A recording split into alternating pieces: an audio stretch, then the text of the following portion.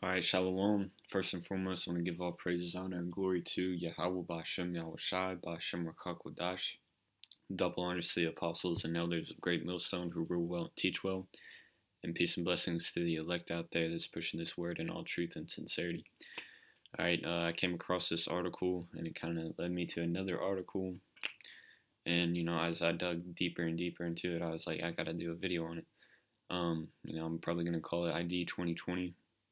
You can look up, there's plenty of information on ID 2020 about how, the end game to that is a microchip in your head or hand.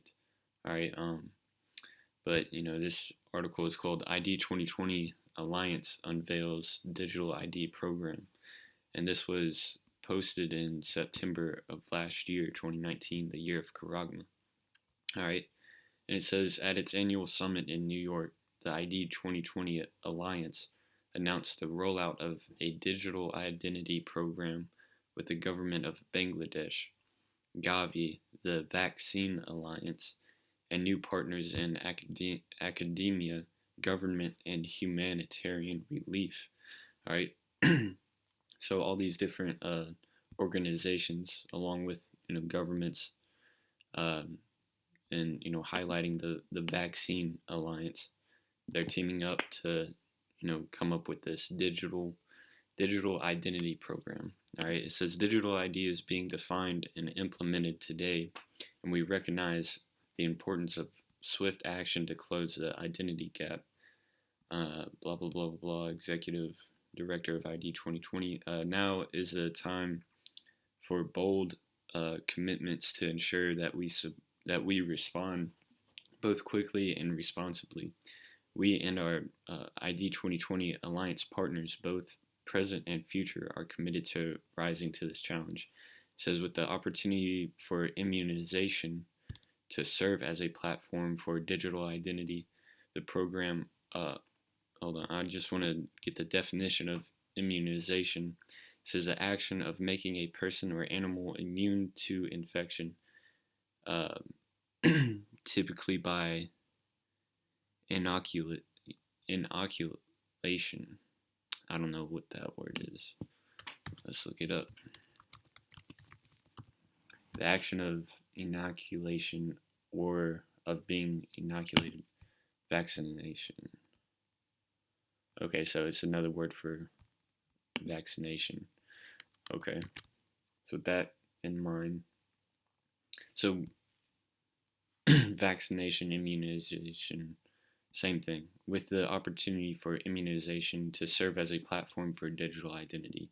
The program harnesses existing birth registration and vaccination operations to provide newborns with a portable and persistent biometrically linked digital identity. So, those are kind of big words. What do they mean? Portable and persistent biometrically linked digital identity.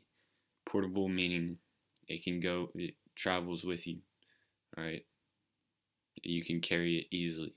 Persistent, all right, let's look that word up. Continuing firmly or obstinately in a course of action in spite of difficulty or opposition. So, hey, if the real ID can't be on papers anymore. It can't be on your phone anymore because, hey, shit happens with these things. You drop it in water, where it sinks too low, you fucking break it, so on and so forth.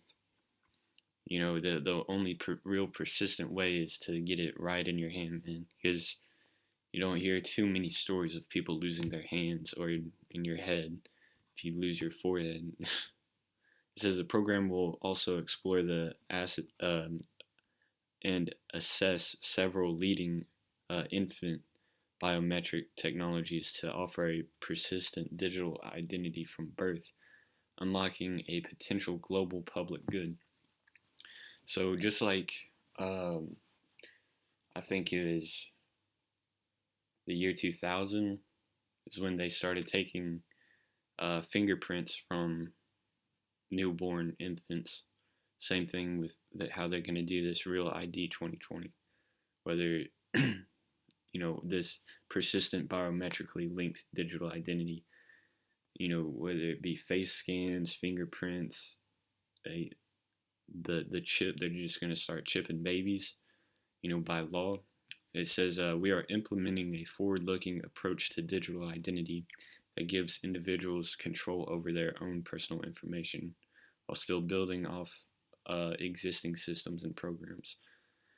So that means they're looking to be able to build information off of this off the chip, basically, and being able to transition all your information that you have right now onto that chip. It says 89% of children and adolescents without identification live in countries supported by Gavi, which is one of the partners of this Real ID 2020. We are enthusiastic about the potential impact of this program, not just in Bangladesh, but as something we can replicate across Gavi eligible countries. So 90, the 90, they're trying to close that gap, 90% or whatever. And then, I came down to an article in this sidebar, which I think I have it preloaded. Maybe not. Yeah, this one right here. It says, could the coronavirus crisis solve digital ID's chicken and egg problem? If you don't know what a chicken and egg problem is, I got the website pulled up right here. It's basically when, it happens in a lot of Kickstart, businesses. Is, for example, like, let's say eBay. You got, the more sellers you have, the more value it has to the buyers, and the more buyers you have, the more value to the sellers it has. So it keeps on going. But how do you kickstart it? How do you get sellers on this platform, or how do you get buyers on this platform? Well, you gotta see what platform they're using and give them off of that somehow and get them on your platform. In a lot of ways, let's say I started an online platform similar to eBay. The only way I can get it to this other platform is if I demonize eBay, or Google has, some coding error and is messing up a lot of orders. People are going to ban that one and come to mine. All right, same thing with the chicken and egg problem that's happening with this digital ID. All right, nobody wants to go to this platform because what's wrong with carrying a passport? What's wrong with the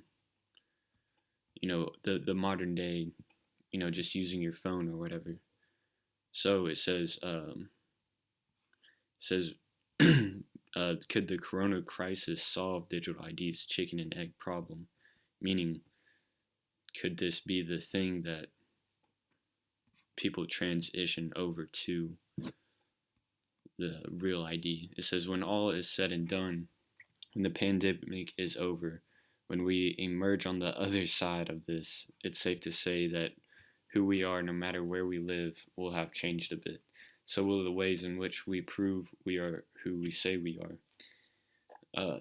In an interview with Karen Webster, Philip Pointner, Chief Product Officer at Jumio, said the coronavirus may hasten a shift from paper and plastic documents towards digital ID verification. The conversation came against a backdrop where Australia's Digital Transformation Agency, DTA, has been readying a biometric component for digital identities that, according to reports, will be ready for public testing by mid-year. And, with that being said, what Elon Musk's Neuralink, they also said that they were going to be beginning testing in the year 2020, testing their brain chip on humans in the year 2020. See how this has been planned for years, man. The technology has been made perfect. They've perfected this technology. It's all starting to come together. I remember the Apostle Ari Amlab said a pandemic is like the perfect way to shut the whole world down. Get the scare in everybody, make it seem like the economy is collapsing, which really that's done by design, because the answer to the pandemic, the answer to the economy crashing is to transfer everybody's identity on this digital ID 2020, where you can have a digital wallet, digital identification, digital medical records, and then all the other bells and whistles that come along with it, man. Being plugged into the Internet of Things, as Apostle Tahar always says. It says, drill down a bit, he said, in the EIDs that governments are starting to issue, as have been in Australia, are serving a springboard of sorts, gaining traction across a few use cases. And this chip, the EIDs or whatever you want to call it, this is already in use in America, across European countries, Switzerland. They've been having chip parties, man. This is definitely what they believe is the way of the future. It says, and then you have the overarching strategic developments of digital identities that can be interoperable, yeah, of computer systems or software able to exchange and make use of information. So that's just a fancy word to say the Internet of Things. Exchange and make use of information. Hey, buy or sell. You won't be able to buy or sell with I might just call it that. ID 2020 interoperable. And on that note, let's go ahead and get the scripture for that.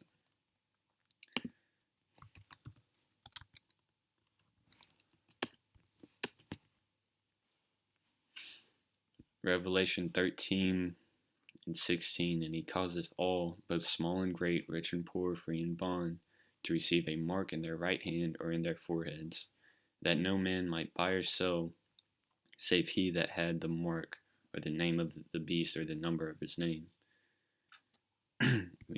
There's plenty of videos out there, that this one being included, that mark of the beast is a RFID, real ID 2020 chip, man. That nowhere in these articles does it mention, RFID chips, but this is definitely their plan. Bill Gates is like the lead supporter in this Real ID 2020, and that Microsoft has developed that chip, man. It's pretty open, man. There's plenty of articles, plenty of videos that you can watch proving that. Let's see, I'm gonna jump down to the chicken and egg challenge. There's a chicken and egg problem in place when it comes to the digital passport, said Webster. You cannot utilize a digital passport unless there's acceptance of a digital passport. The new platform is going to be the digital passport, the RFID chip, and how is there going to be an acceptance of this passport, of this chip? The movement towards critical mass has prologue, said Pointer, as biometric passports. The paper kind that sport microprocessor chips that can be used to authenticate holders have become widespread. That's the chip being in the passport or in your ID. They are not new iterations on the existing passport. He noted of the digital offerings, it's the same passport but in a different form. The paper/biometric passport can coexist with digital ones. Where tangible passports are wielded by older travelers, digital versions would be embraced by younger individuals who are used to conducting daily life on their mobile devices. So he's saying the older ones are still going to be using the paper ones, and the younger ones might be more likely to embrace, the chip. um, blah blah blah blah. But yeah, that's the chicken and egg problem. People are still relying on, the paper ones, paper documents rather than taking the chip. It says the dawn of a new decade, the dawn of the coronavirus may provide a tailwind and headwind toward digital ID and verification at adoption, said Pointner. At least for a while. On one hand, more services and businesses will make a move to bring more activity online as the limitations of brick and mortar become apparent. That translates into a increased focus on knowing who these firms and dealing with on the consumer side of the interaction. So because this coronavirus, people are going to be more likely to accept the chip. All right, this is going to get people from off the plastic IDs to the chip. It says for now in crisis mode, these same firms will have to deploy resources, time, money, and mind power toward other efforts. Government projects may be defunded, but on a wider scale, change is inexorable. Wielding plastic IDs at this checkout and at the airline gate and swiping cards through readers becomes all the more fraught as we confront a post-coronavirus world, fraught, filled with, or distant to result in something undesirable. So all this is undesirable, wielding plastic IDs. And according to Pointner, the topic of digital identity is really heating up, where it was only news and concepts just 3 months ago. Now we're seeing the first installment of a real-world application, because now it gives them a platform to really jump on. That's why you're seeing these drive-through coronavirus tests. These are starting to pop up. And it's just getting people used to the idea of going through a drive-through and getting pricked. All right, that's all. It's getting you used to that idea. All right, then it's going to be mandatory, and if you don't want the vaccination, then you're going to have to go into quarantine. When the chip comes out and it's being made mandatory, you're going to have to get the chip, or you're going to have to go to jail. All right, and more than likely be executed. All right, because now you're deemed as a terrorist. You don't want to. You don't want to be plugged into the new world order, man. So now you're a terrorist. But anyways, that's the end game, man. This coronavirus is being used as a order out of chaos. They're creating a problem. All right, they're instilling fear. The economy's collapsing, just to get everybody off the old identifications onto the new one, being plugged into the Internet of Things. And it's very easy to see, all right? If the spirit is on you, you're going to see that RFID chip is the mark of the beast. Don't accept it. Pray to Yahweh Bashem Yahushai. Let's see, let's get that scripture.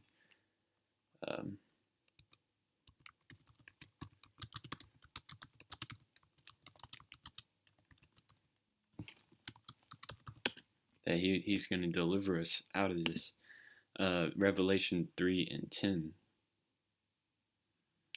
It says, because thou hast kept the word of my patience, I also will keep thee from the hour of temptation, which shall come upon all the world to try them that dwell upon the earth. So, when people are wondering, what,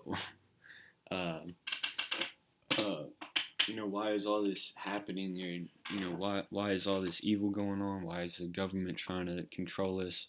Hey, that's a trial period, all right? To test your faith, if you believe that the world, that Yahweh is sending his son, Yahweh Shai, to deliver you. All right. If you keep the word of his patience, then he's going to keep you from the hour of temptation. He's going to keep you from taking that chip. All right. So with that, hope this video was edifying, and shalom.